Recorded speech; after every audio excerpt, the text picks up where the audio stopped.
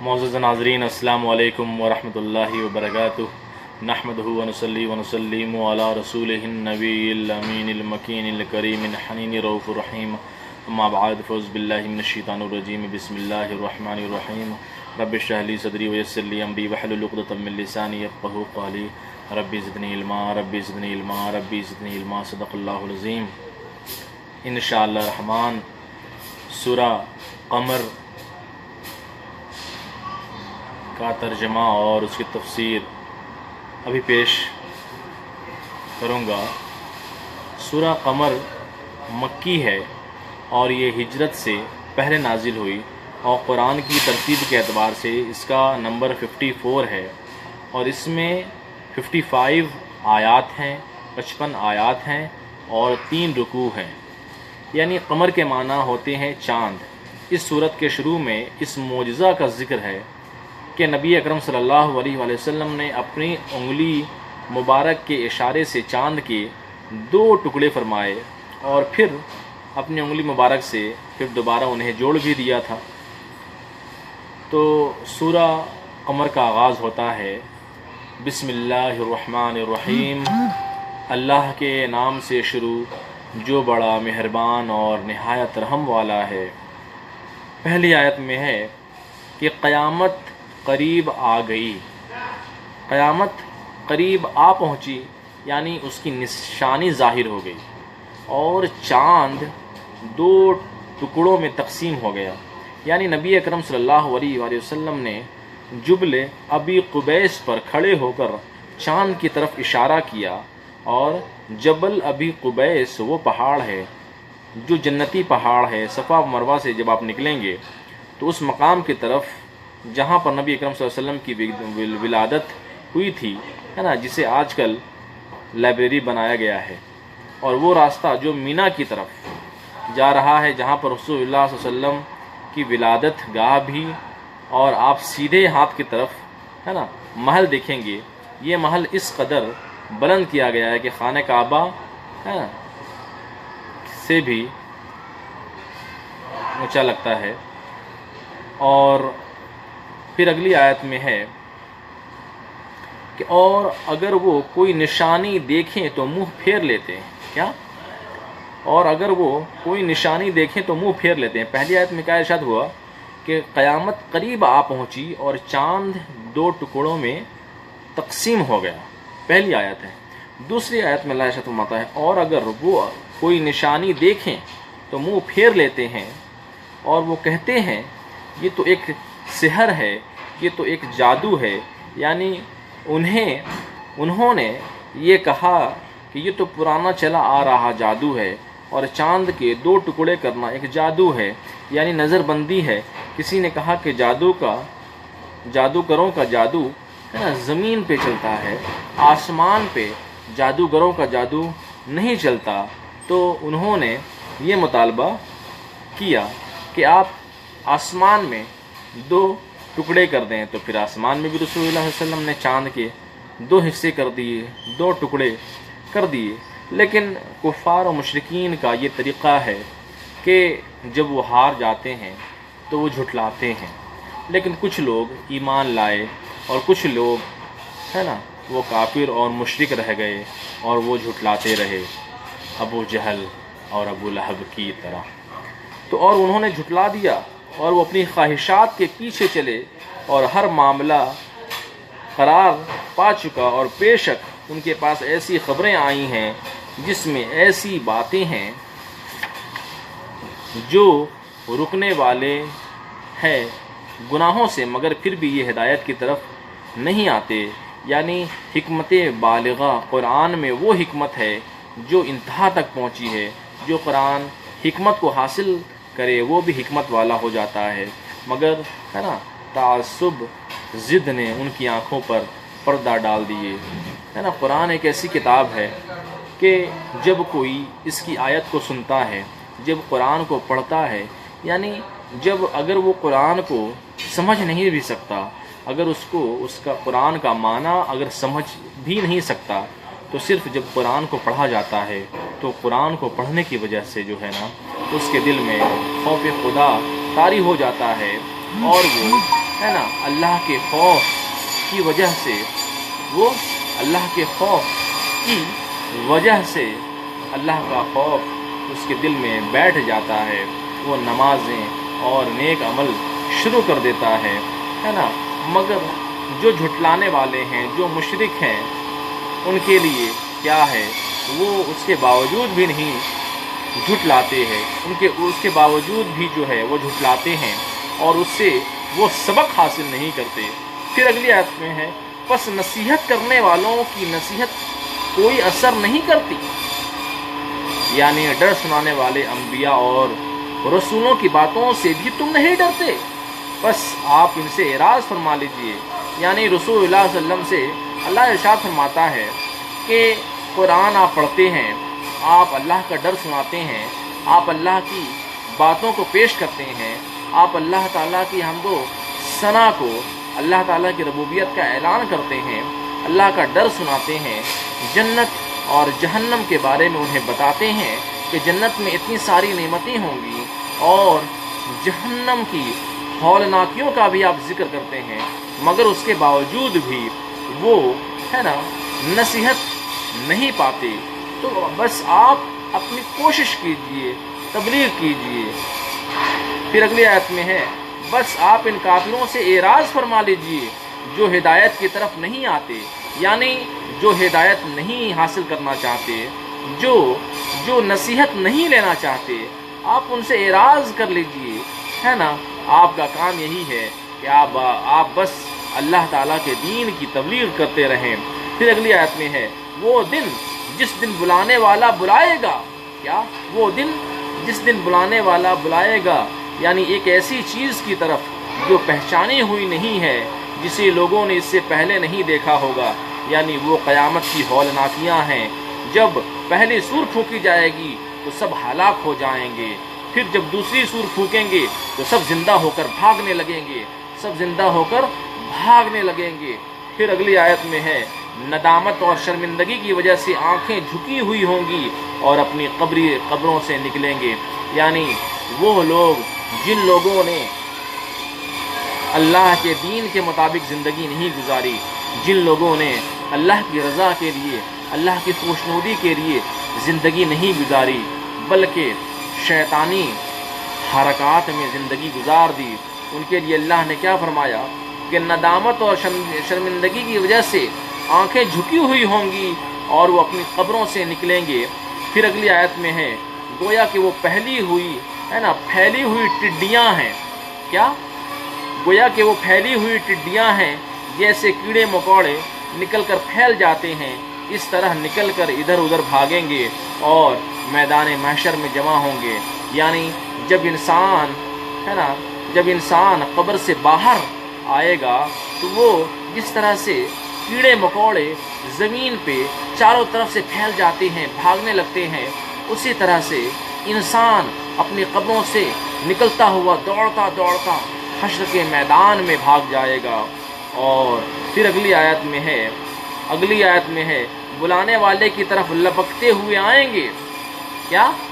بلانے والے کی طرف لپکتے ہوئے آئیں گے، یعنی حضرت اسرافیل علیہ السلام جنہوں نے سور پھونکی ہے ان کی طرف لوگ بھاگ کر جائیں گے۔ اور پھر اگلی آیت میں ہے، کافر کہیں گے یہ بڑا سخت دن ہے، کیا؟ کافر کہیں گے یہ بڑا سخت دن ہے، یعنی آج یہ اللہ کی رسول کی باتیں نہیں مانتے، لیکن ایک نہ ایک دن جو ان سے کہا گیا وہ اپنی آنکھوں سے یہ منظر کو دیکھیں گے، ہے نا۔ یعنی ساری چیزیں جو قرآن میں جو انہیں بتائی جاتی تھیں، وہ ساری چیزیں وہ اب حشر کے میدان میں، وہ قیامت کے روز وہ اس چیز کو دیکھیں گے۔ پھر اگلی آیت میں ہے، جب شرمندگی اور ندامت کی وجہ سے، گناہوں کو یاد کرنے کی وجہ سے ان کی نگاہیں اٹھ نہیں سکیں گی، اس وقت جو ہے شرمندگی کا کوئی فائدہ نہیں ہوگا۔ یعنی اگر موت سے پہلے انسان اپنے گناہوں پر توبہ کر لے تو یقیناً بہت ہی بڑی کامیابی ہے۔ یعنی اس دن جو ہے جب انسان کا وقت آئے گا حشر کے میدان میں، تو جو ہے وہ شرمندگی ہوگی اور ندامت ہوگی، کیوں کہ وہ گناہ گار تھے، بدکار رہیں گے اور ان کا نامہ اعمال صرف گناہوں سے بھرا ہوا ہوگا۔ اور پھر اگلی آیت میں ان لوگوں سے پہلے کفار مکہ ہے نا، ان لوگوں سے پہلے نوح علیہ السلام کی قوم نے جھٹلایا، یعنی کفار مکہ کا ذکر ہو رہا ہے کہ کفار مکہ سے پہلے کس نے جھٹلایا؟ نوح علیہ السلام کی قوم نے جھٹلایا، بس انہوں نے ہمارے بندے حضرت نوح علیہ السلام کو جھٹلایا اور وہ بولے یہ تو مجنون ہے، معاذ اللہ، نعوذ باللہ من ذالک، ہے نا۔ نوح علیہ السلام کو ان کی امت نے کیا کہا؟ اب یہ نوح علیہ السلام کا ذکر ہوگا، نوح علیہ السلام کے ساتھ ان کی امتوں پر جو اللہ نے عذاب نازل کیا اس کا بھی اب ذکر ہوگا۔ کیا کہ نوح علیہ السلام جب اپنی امت کو دعوت دے رہے تھے، اللہ اور رسول کی تبلیغ کر رہے تھے، تو نوح علیہ السلام کی قوم انہیں مجنون کہی، تو اللہ تبارک و تعالیٰ نے ان پہ عذاب نازل فرمایا۔ آگے آپ سماعت کریں گے، یعنی اگلی آیت میں حضرت نوح علیہ السلام کو انہوں نے دھمکی دی اور کہا کہ اگر آپ تبلیغ دین بند نہیں کریں گے تو ہم سب مل کر آپ کو ہلاک کر دیں گے۔ یعنی جو ہے ان کی امت نے حضرت نوح علیہ السلام نے 950 سال جو ہے وہ اللہ کی دین کی تبلیغ کی، اور اسی درمیان میں جو ہے ان کی امت نے یہ دھمکی دی کہ اگر آپ تبلیغ دین نہیں چھوڑیں گے تو ہم آپ کو جو ہے ہلاک کر دیں گے، ہم آپ کو ختم کر دیں گے۔ تو پس نوح علیہ السلام نے اپنے رب سے دعا کی، بے شک اے پروردگار میں کمزور ہوں، ان کافروں کی تعداد بہت زیادہ ہے، یہ غالب ہیں، تو مدد فرما، تو بدلہ لے لے۔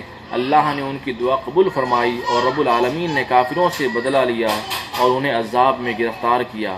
پھر اگلی آیت میں ہے پس ہم نے آسمان کے دروازے کھول دیے، زور سے بہتے ہوئے پانی کے ساتھ موسلا دھار بارش، تیز بارش، 40 دن تک بارش ہوتی رہی، اور تمام زمین کو ہم نے پھاڑ کر ہم نے چشمے بنا دیے، یعنی زمین کا ذرہ ذرہ ہے نا پورا جو ہے وہ چشمہ بن گیا، اس سے زمین کے ہر ذرے سے، ہر ہے نا سوراخ سے پانی نکلنے لگا، اور زمین کے ہر ذرے سے پانی نکلنے لگا۔ پھر اگلی آیت میں ہے پس یہ تمام پانی، یعنی زمین سے نکلنے والا پانی اور اوپر سے برسنے والا پانی، جو بارش ہوئی 40 دن تک آسمان سے اور زمین سے بھی پانی نکلنے لگا، اور یہ تمام پانی مل گئے، اور یہ مخصوص مقدار پر جو مقرر کی گئی تھی، مخصوص مقدار یہ تھی کہ بڑے سے بڑا پہاڑ اس پانی میں ڈوب گئے اور سارے کافر ہلاک ہو گئے۔ چونکہ کفار نے یہ دھمکی دی تھی نوح علیہ السلام کو کہ ہم آپ کو مار دیں گے، تو اللہ تبارک و تعالیٰ کی بارگاہ میں نوح علیہ السلام نے دعا کی، ہے باری تعالیٰ ان کافروں کو ہلاک کر دے، ان کافروں کو ختم کر دے، ان کی تعداد بہت زیادہ ہے۔ تو اللہ تبارک و تعالیٰ نے ہے نا 40 دن تک لگاتار آسمان سے بارش کی، اور زمین کی ہر سوراخ سے ہے نا آبشار کی طرح پانی نکلنے لگا، اور اس طرح سے پہاڑ تک پانی پہنچ گیا، اور اس طرح سے ہے نا نوح علیہ السلام کی پوری قوم جو ہے وہ ہے نا ہلاک ہو گئی۔ اور پھر اگلی آیت میں ہے اور ہم نے حضرت نوح علیہ السلام کو سوار کیا، یعنی اللہ تبارک و تعالیٰ نے حضرت نوح علیہ السلام کی حفاظت کے بارے میں ارشاد فرمایا کہ اور ہم نے حضرت نوح علیہ السلام کو سوار کیا، اور اگلی آیت میں ہے ایک ایسی کشتی پر وہ مختلف لکڑیوں کے تختوں سے بنائی گئی، وہ تختے لکڑیوں کے کیلوں سے جوڑے گئے، اور فرمایا ہم نے اس نوح علیہ السلام کو اس کشتی پر سوار کیا جو لکڑی کے تختوں اور کیلوں والی تھی۔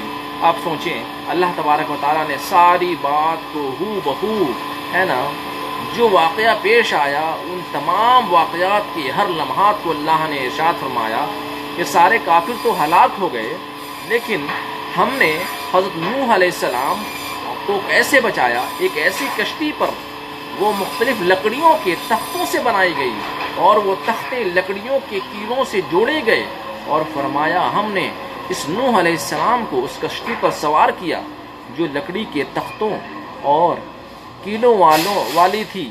یعنی پھر اگلی آیت میں ہے وہ کشتی ہماری نگہبانی میں چلتی اور اس کی حفاظت کرنے والے ہم تھے، یعنی اللہ رب العالمین کی طرف اشارہ ہے۔ کیا وہ کشتی ہماری نگہبانی میں چلتی، اس کی حفاظت کرنے والے ہم تھے؟ یہ صلہ ہے اس کا، یعنی حضرت نوح علیہ السلام کا صلہ ہے، جو مشکلات تبلیغ دین میں برداشت انہوں نے کی، اور اللہ تبارک و تعالیٰ نے حضرت نوح علیہ السلام کو بچا لیا، اور نوح علیہ السلام کی ساری کافر قوم کو ہے نا ہلاک کر دیا، برباد کر دیا، غرق کر دیا۔ پھر اگلی آیت میں ہے جن کا انکار کیا گیا اور انہوں نے برداشت کیا، پھر اللہ نے انہیں یہ صلہ عطا فرمایا کہ کافروں کو ہلاک فرمایا، ان پر ایمان عطا فرمائی۔ پھر اگلی آیت میں ہے بے شک ضرور ہم نے ضرور اس کشتی کو اور واقعہ کو ہم ہمیشہ کے لیے نشانی بنا کر چھوڑا، یہ واقعہ اللہ کی نافرمانی کرنے والوں کے لیے عبرت ہے، مگر ہے کوئی نصیحت کرنے والا؟ بس ہے کوئی ان باتوں کو سن کر اللہ کی رب بارگاہ میں رجوع کرنے والا؟ ایک کان سے سننا اور دوسرے کان سے نکال دینا اور رب کی بارگاہ میں توبہ نہ کرنا یقیناً بہت بڑی محرومی ہے، یقیناً بہت بڑی محرومی ہے۔ تو اللہ تبارک و تعالیٰ نے ہے نا ساری کائنات کے لیے نوح علیہ السلام کی قوم کا جو واقعہ ہے وہ کیا ہے؟ ایک نصیحت کا واقعہ ہے اور ہمیشہ کے لیے عبرت کا واقعہ ہے۔ مگر کیا ہم اس کے باوجود عبرت حاصل کرتے ہیں؟ نہیں حاصل کرتے۔ ہم گناہوں سے توبہ نہیں کرتے، ہم گناہ پہ گناہ کرتے رہتے ہیں۔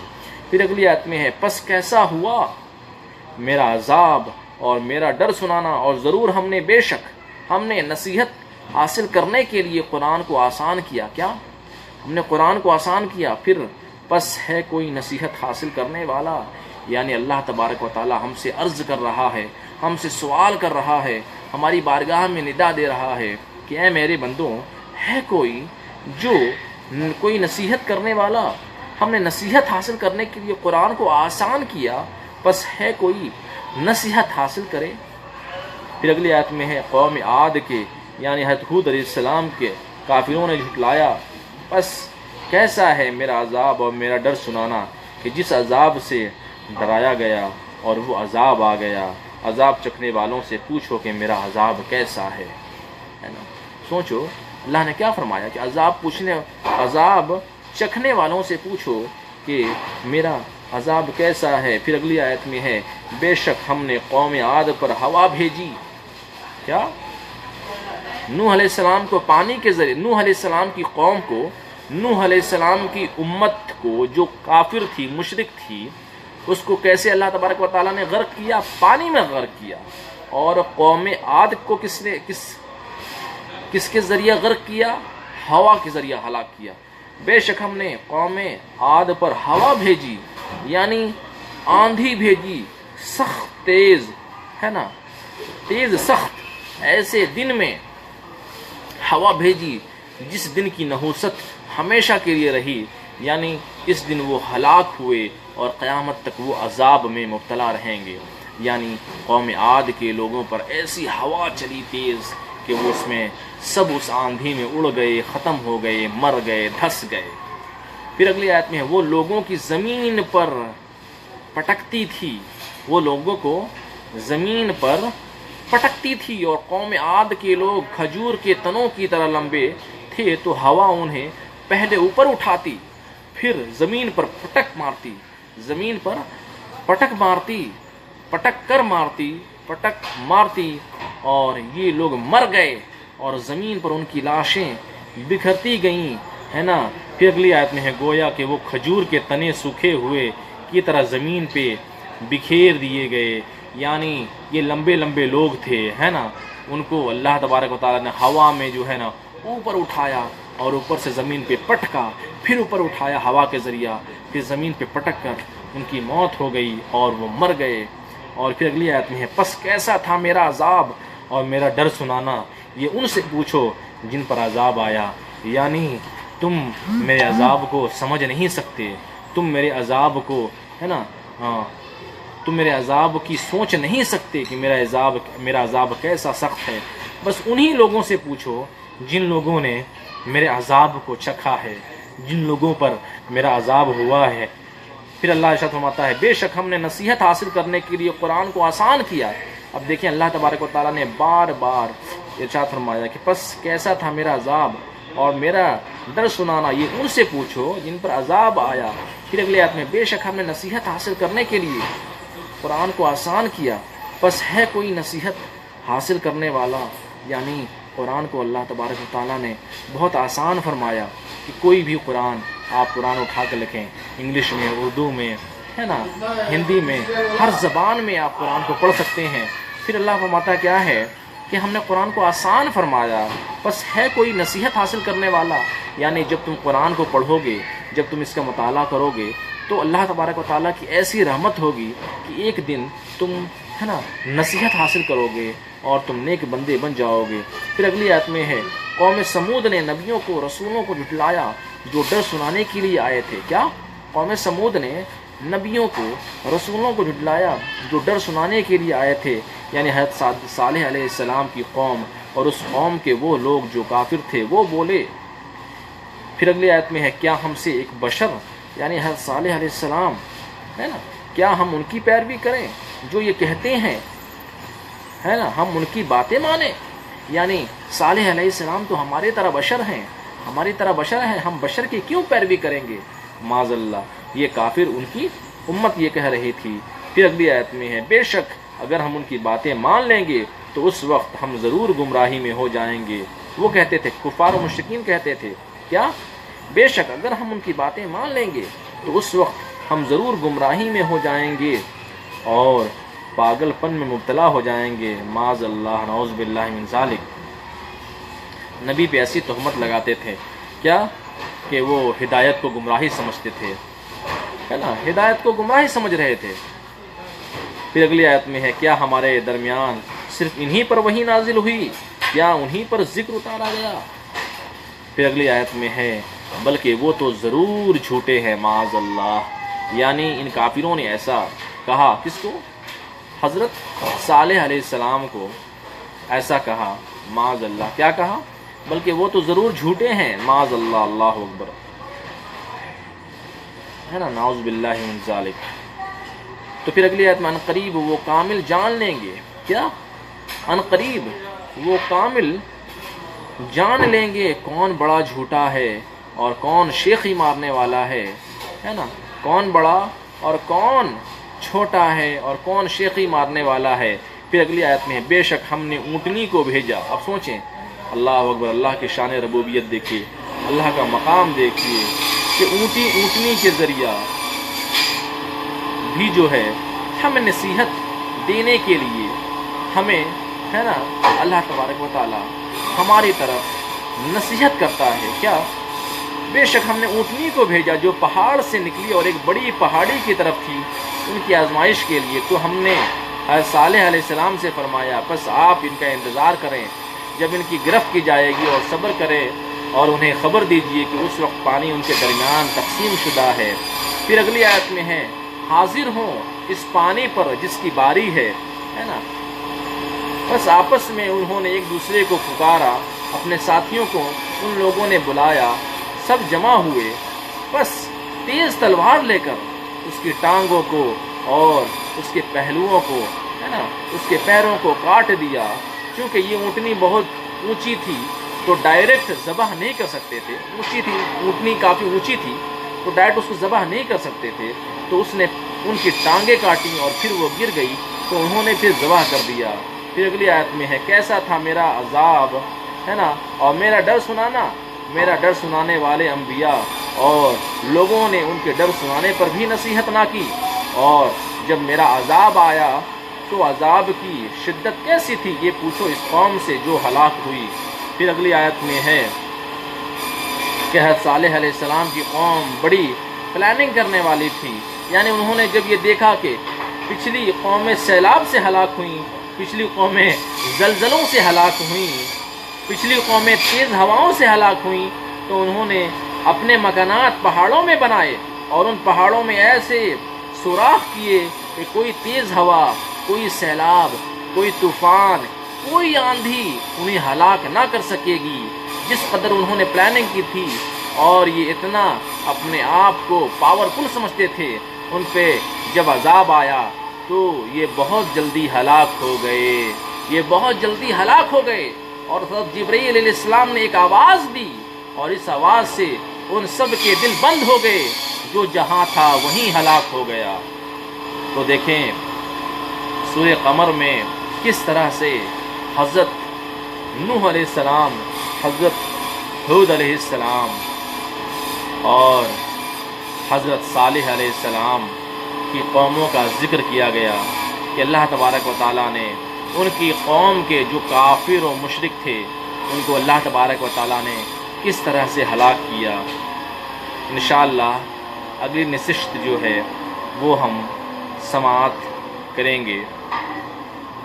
اس سے پہلے ہم یہی چاہتے ہیں اے باری تعالیٰ جو بھی ہم نے سنا اس پر عمل کرنے کی توفیق عطا فرما، اور اپنی زندگی کو صراط مستقیم پر اور ہماری زندگی میں صرف اللہ کی رضا حاصل کرنے کا شرف ہمیں نصیب ہو۔ ہم اللہ رب العزت کی ہے نا حمد و ثنا میں اور اللہ رب العزت کی پاکی بیان کرنے میں اپنا وقت صرف کریں۔ وآخر دعوانا الحمدللہ رب العالمین۔